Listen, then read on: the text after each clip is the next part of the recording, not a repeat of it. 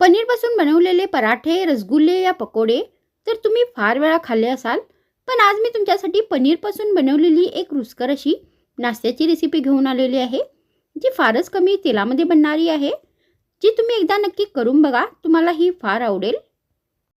नमस्कार, मी रेणुका. तर तुम्हा सर्वांचं माझ्या यूट्यूब चॅनलमध्ये पुन्हा एकदा फार फार स्वागत आहे. तर आजच्या व्हिडिओमध्ये मी तुमच्यासाठी पुन्हा एकदा रुचकर आणि नवीन अशी रेसिपी घेऊन आलेली आहे, जी तुम्हाला नक्की आवडेल. पण त्याआधी अगर तुम्ही माझ्या चॅनलवर नवीन आहात तर माझ्या चॅनलला सबस्क्राईब करा आणि माझे व्हिडिओज पूर्ण बघा आणि ते आवडले तर त्यांना लाईक नक्की करा. मग उशीर कशाचा, चला सुरू करूया आता.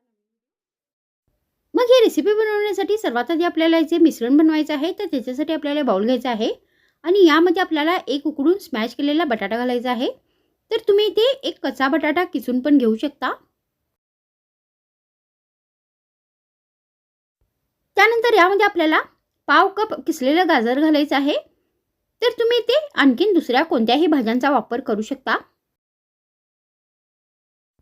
त्यानंतर यामध्ये आपल्याला चवीनुसार बारीक चिरलेली हिरवी मिरची घालायची आहे. तर तुम्ही इथे लाल मिरची पावडरचा पण चवीनुसार वापर करू शकता. त्यानंतर यामध्ये आपल्याला एक बारीक चिरलेला कांदा घालायचा आहे. तर मी इथे या रेसिपीमध्ये या भाज्यांचा वापर केलेला आहे. तर तुम्ही इथे ज्या घरी इझिली अवेलेबल भाज्या आहेत त्यांचा पण इथे वापर करू शकता. त्यानंतर यामध्ये आपल्याला 1 कप स्मॅश केलेला पनीर घालायचा आहे. मग यामध्ये आपल्याला अर्धा चमचा धने पावडर घालायची आहे. मग यामध्ये आपल्याला चवीनुसार मीठ घालायचं आहे.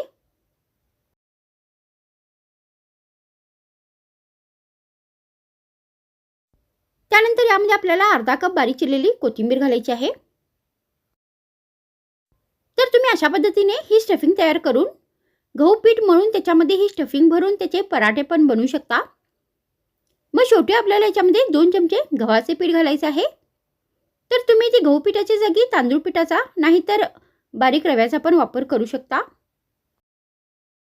नाहीतर तुम्ही इथे बेसनाचा पण वापर करू शकता.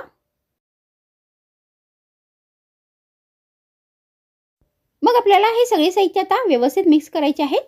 तर सुरुवातीला आपल्याला याच्यामध्ये अजिबात पाणी नाही घालायचं आहे, कारण बटाट्यामध्ये आणि पनीरमध्ये भरपूर प्रमाणामध्ये पाणी असते. तर पाणी कमी पडल्यास तुम्ही याच्यामध्ये थोडे पाणी पण घालू शकता. त्यानंतर आता आपल्याला हे मिश्रण अशा पद्धतीने तयार करून घ्यायचं आहे.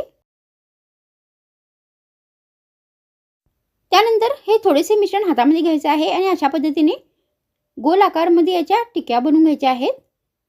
तर तुम्ही या त्रिकोणी नाही तर चौकोनी आकारामध्ये पण बनवू शकता. तर अशा पद्धतीने आपल्याला हे जे सगळे पीसेस तयार करून घ्यायचे आहेत.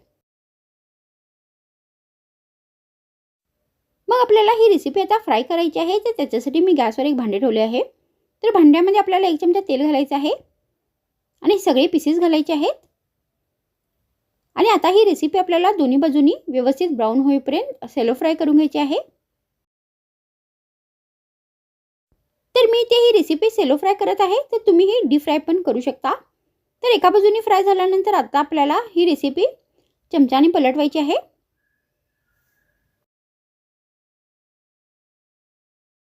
आणि आता दुसऱ्या बाजूनी पण व्यवस्थित आपल्याला ब्राऊन होईपर्यंत ही सेलो फ्राय करून घ्यायची आहे.